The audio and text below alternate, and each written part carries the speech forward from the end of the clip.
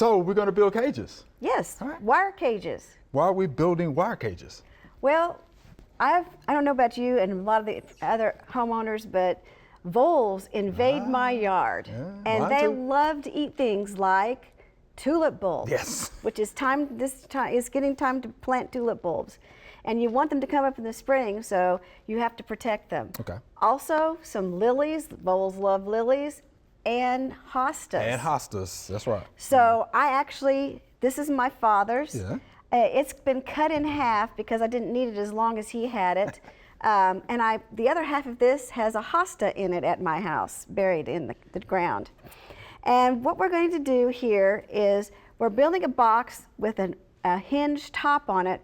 We'll bury this in the ground. You'll plant either your tulip bulbs or any plant that you want to protect from voles in it. You cover it and wire it together, and then you bury the whole thing in the ground. So you can make these any size you want. Okay. This happens to be the size that I need for what I'm doing. Plus, remember, the whole thing has to be buried in the ground. Yeah, that's the key thing. So you've got to dig a lot to Yes. get this in the ground. So whatever you build, you have to bury. Okay. So guess what? Let's go ahead and start building that cage. All right, let's do that. And so this is actually 24 inches long and 12 inches wide. And so now that I have this cut and I've cut these, and what I did is to make them, I tried to wear gloves. There's a lot of wires here. You got to be very careful because there's little ends Yes. on the wires that I have had to cut off, every single one of these, so that it is less sticky. Okay. Yeah, But you have to be very careful because you are working with wire. Yeah. So anyway, yeah, that's how I cut off all of those. And I guess you have to have proper tools too as well, right? Yes, you have to have, I use these nips, these wire nips, and then I have wire cutters, my tape measure, my marking, because what we're going to do now is divide this up. I've marked 6 inches here, 6 inches here. We've got to do the last 6 inches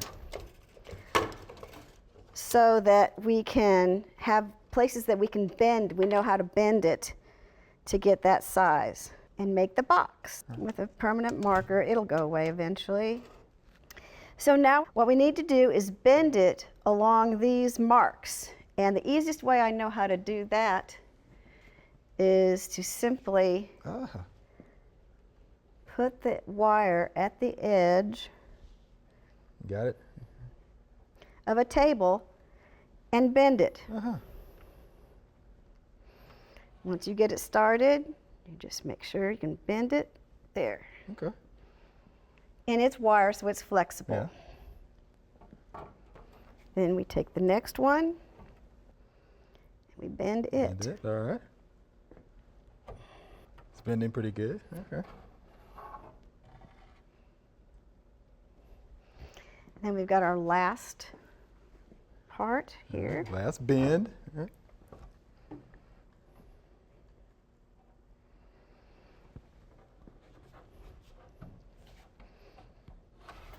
All right. And that's it bending. And as you can see, it kind of makes a box. Yeah. There you go. I think that looks good, Joelle. But to form it, to give it the better shape, and to also, I mean, if you just put this in the ground, the voles are just going to go, oh, what a nice Right, highway. just come right in. Yeah, so we got to put stuff on the end. Now, and this is about 1/2 inch gauge wire. There's the holes in our 1/2 inch because you've got to give enough room for the plant, either tulips or these are lilies. The stem has got to be able to fit through this wire. Right. So 1/2 inch is about as small as you can go and not have problems with your bulbs or your plants coming up through it. So we don't do all 3 sides, but we will do these. And I just simply wire them together. Now, you can use any kind of wire you want. I happen to have a bunch of this florist wire. Okay. So to me, it is easier to use this. And what I do is I simply start it here and twist it. And then I use this like you would a needle and thread. Ah, got it. And I just simply thread it through here. And this wire, florist wire, is thin, so it threads nice and Yeah, easy. goes right through. Okay, so just go all the way across. All the way around. Okay. Again, be careful. It's Yeah. sharp. And since it's not long enough, you just simply get another wire, if you can pick it up off the table, and attach it to this one. Okay. And you keep going. And as you see, then you get to the end. And you could just leave this to attach the top lid to it, or you can cut it off, whichever one you want to do. I think I'll just leave it, so we'll attach the lid to that, and then we'll Okay. try to do this other side. And as you know, you notice we're wiring this to the side, but we're not wiring the top up because you have to be able to open it to put your bulbs in. So you only are fastening the sides down on 3 sides. And I imagine the florist wire will not last as long as the other wire, so you may have to rewire it again. But Okay. you're not going to just put it in the ground and leave it. Good. You'll probably be digging it up All occasionally. right. Look at that So, there we go.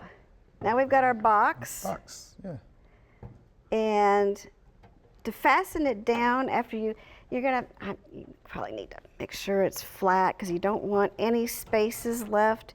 I'm going to cut this one off now because I want to use this end as a tag. You've planted it in the ground. You've got your bulbs in it. You put the dirt over the top of your bulbs. You get the dirt to the top of the basket. You put your basket over, and I usually fasten it on all 3 sides. Okay. And you just do something like this and make sure the wires stay down. I fasten them on this side. And then you can do 1 or 2 more on the front. And this should be enough to keep the It voles should be, for sure. out of here and your Wow. How about that? your bulbs safe to come up and bloom for you in the spring. That'd be cool. Mm-hmm. So how many bulbs would you put in here? You know, actually, you could probably get 7 of them in here, or 5. I mean, the bulbs themselves don't get more bigger than like here or here. You could do 1, 2, 3, 4, 5, 6, 7, or 8. You can put them almost on top of each other together. Like these are lilies, and of course I don't want to take them out of the pot, but the voles love lilies, and so what I'm planning to do is after I bury this in the ground, I put dirt in here. I will take these out of the pots, and I'll probably put 2 of these per cage. Okay. So that, but then just remember, you can't leave these in the ground all the time. Tulips, more like annuals here in this part of the country, but you can leave them as long as they're still producing bulbs for you and flowers in the spring.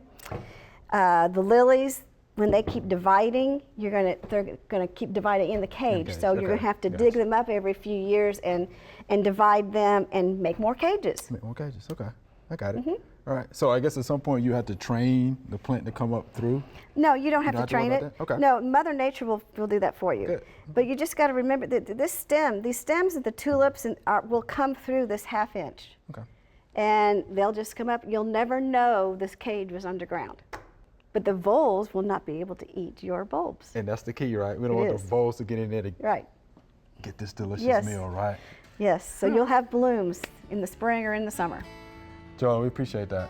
It's pretty neat. You're welcome. Yeah, so from pops Yeah. to yours. Yeah. It's pretty cool. Thank you much. You're welcome.